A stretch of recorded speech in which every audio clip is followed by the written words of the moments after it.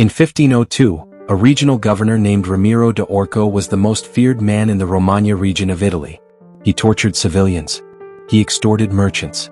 He publicly humiliated anyone who questioned his authority, including representatives sent directly by Cesare Borgia himself. Borgia said nothing. For months, he let the disrespect accumulate. He let Ramiro believe he was untouchable. Then one morning, the people of Cesena woke up to find Ramiro de Orco's body split in two, displayed in the public square with a bloody knife beside it. No trial. No warning. No explanation. Every single person in the region who had ever considered disrespecting Borgia stopped. Permanently. Not because Borgia gave a speech. Not because he argued. Not because he explained why respect was important. He made one decisive move, and disrespect died overnight. Machiavelli was there. He documented it. And he built one of the most important principles in The Prince around that single moment. Most people spend their entire lives asking for respect, negotiating for it, hoping for it, begging for it, and that is exactly why they never get it. Today I'm revealing 7 dark methods from Machiavelli that kill disrespect instantly, not through violence, not through anger, but through psychological precision that makes people unable to disrespect you even if they wanted to. Here's what this video is really about. It's not about demanding respect. Demanding respect is what weak people do. It's about engineering an identity so psychologically commanding that disrespect becomes structurally impossible. I'm drawing from Machiavelli's The Prince, Robert Greene's 48 Laws of Power, and modern research on dominance signaling, social hierarchy psychology, and boundary enforcement theory.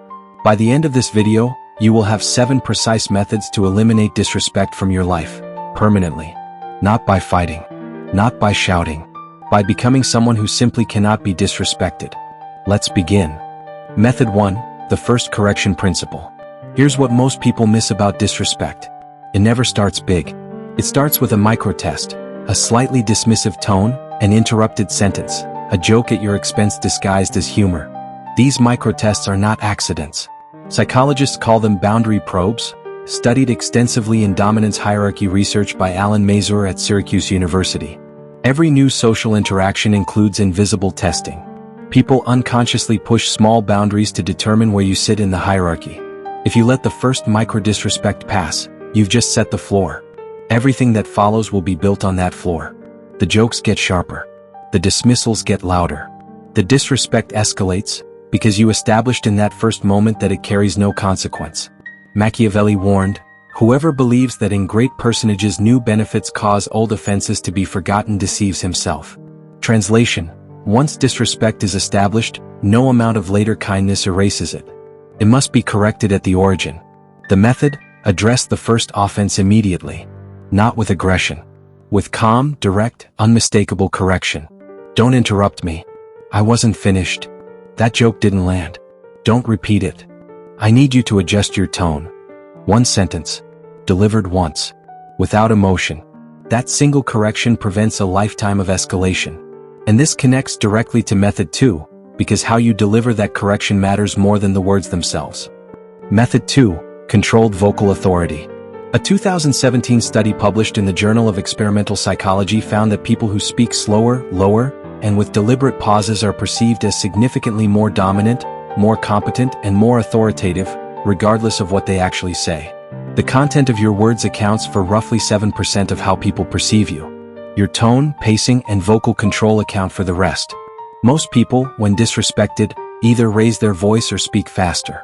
Both are catastrophic. Raising your voice signals loss of control. Speaking faster signals anxiety. Both communicate the same message: this person got to me.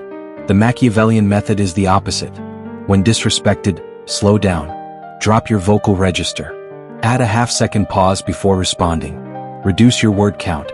Instead of a fast panicked, "Hey man, that's not cool, why would you say that?" deliver a slow, low, deliberate, "Don't do that again." 5 words. Spoken slowly. With eye contact. Without blinking. That delivery communicates something your opponent's nervous system registers before their conscious mind can process. This person is not afraid of me. I should be afraid of them. Pay close attention to method 3, because this one explains why most people accidentally invite the very disrespect they hate. Method 3, the overavailability trap. Here's an uncomfortable truth. If everyone has unlimited access to you, Your time, your attention, your energy, your presence, nobody will value any of it. Machiavelli observed this in every Italian court he entered. The rulers who were constantly available, always holding audiences, always answering requests, always accessible, were the most disrespected. Their ministers interrupted them. Their advisors arrived late. Their subjects made demands instead of requests. The rulers who were selectively available, who granted access strategically, who made their presence a rare event, were treated with reverence. This is basic supply and demand psychology applied to human relationships. When supply is unlimited, perceived value drops to zero. When supply is restricted, perceived value skyrockets. Examine your own life.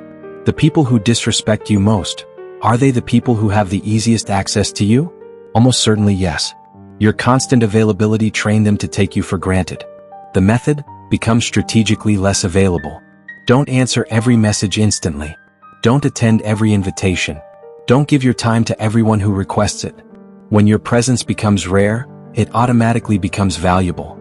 And people do not disrespect what they perceive as valuable. Now Method 4 takes this principle into territory most people have never considered.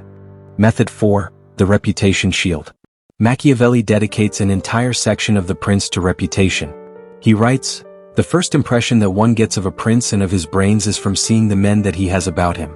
Your reputation enters every room before you do. It speaks when you're silent. It defends you when you're absent.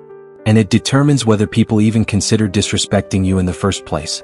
Most disrespect doesn't happen in your presence. It happens behind your back, in conversations you'll never hear. And it spreads. Each unchallenged act of disrespect becomes social proof for others to disrespect you too. Psychologist Robert Cialdini demonstrated this. People look to others' behavior to determine acceptable behavior. If one person disrespects you publicly and nothing happens, everyone watching receives permission to do the same. The method, build your reputation deliberately around one unmistakable quality. Not 10 qualities. 1. The person who always delivers. The person who never tolerates nonsense. The person whose word is absolute. The person you do not cross. Choose one. Reinforce it with every action. Protect it aggressively against any threat. A strong reputation is a force field. Most disrespect never even attempts to penetrate it. This brings us to Method 5, and this is where it gets truly dark. Method 5, the strategic withdrawal. Most people, when disrespected, either confront or endure. Machiavelli identified a third option that is far more devastating than both. Withdraw. Not retreat. Not avoidance. Strategic withdrawal, the calculated removal of your presence, your value, and your energy from someone's life without explanation. When you confront someone who disrespected you, you give them a stage. They can argue back. They can justify. They can play victim. The confrontation itself becomes a negotiation, and negotiations imply that both sides have equal standing. When you withdraw, you give them nothing. No stage. No argument. No closure. Just absence. The psychology behind this is called social punishment through exclusion, researched by Kipling Williams at Purdue University. His studies found that being ignored or excluded activates the same neural pathways as physical pain. The anterior cingulate cortex, the brain's pain center, fires identically whether you stub your toe or get socially excluded. Your withdrawal causes literal neurological pain in the person who disrespected you. And unlike confrontation, there's nothing they can argue against. You haven't accused them of anything. You haven't attacked them. You've simply disappeared. And that absence haunts far deeper than any argument ever could. Borgia used this method repeatedly. Allies who showed disloyalty weren't confronted. They were simply cut off, excluded from meetings, removed from communication channels, erased from the inner circle. No explanation. No second chance. The message was received instantly by every remaining ally. Disrespect this man and you stop existing to him. Method 6 builds on this with a principle so counterintuitive it will challenge everything you believe about power. Method 6. Reward respect publicly, punish disrespect privately. This is the Machiavellian balance that most people never achieve, because they do the exact opposite. They punish disrespect publicly, which creates drama, makes them look reactive and gives the offender attention they don't deserve. And they reward respect privately, which means nobody sees the incentive to treat them well.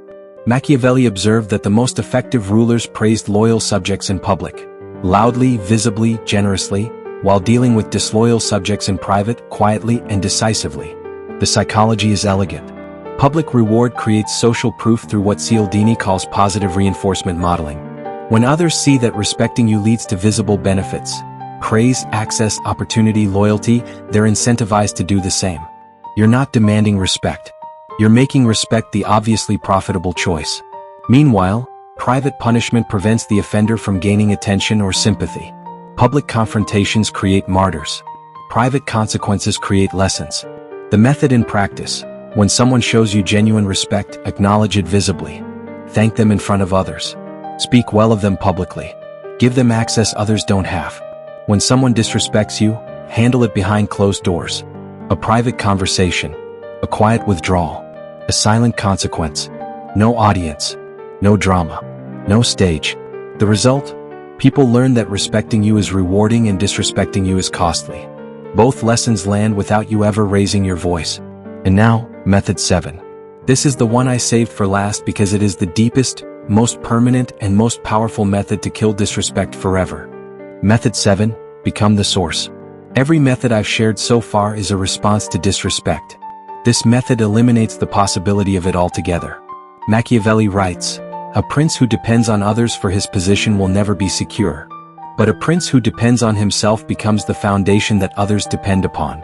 The ultimate protection against disrespect is not boundaries, not reputation, not withdrawal. It is becoming so valuable, so irreplaceable, so central to the lives and goals of the people around you, that disrespecting you becomes an act of self-destruction. Think about it. You don't disrespect your surgeon while he's holding the scalpel. You don't insult the lawyer defending your case. You don't mock the person who controls your access to something you desperately need. Not because they demanded respect. Because the cost of disrespecting them is too high. Louis XIV didn't build Versailles because he wanted a pretty palace. He built it to make every noble family in France dependent on his favor for their housing, their income, their social status, and their survival. Once that dependency was established, disrespect wasn't just unlikely. It was structurally impossible. Disrespecting Louis meant destroying your own life. The method: invest relentlessly in becoming irreplaceable. Build skills nobody else has. Hold knowledge nobody else possesses. Provide value nobody else can replicate. Create a situation where removing you from someone's life would cost them more than they can afford. When you become the source of income, of knowledge, of access, of opportunity, of stability, respect is no longer something you chase. Something that chases you. This is the final Machiavellian truth about disrespect. You can spend your entire life correcting people, enforcing boundaries, and punishing offenders. Or you can build yourself into someone so powerful, so necessary, so irreplaceable, that the thought of disrespecting you never enters anyone's mind in the first place. The first approach manages disrespect. The second approach eliminates it. One is a tactic.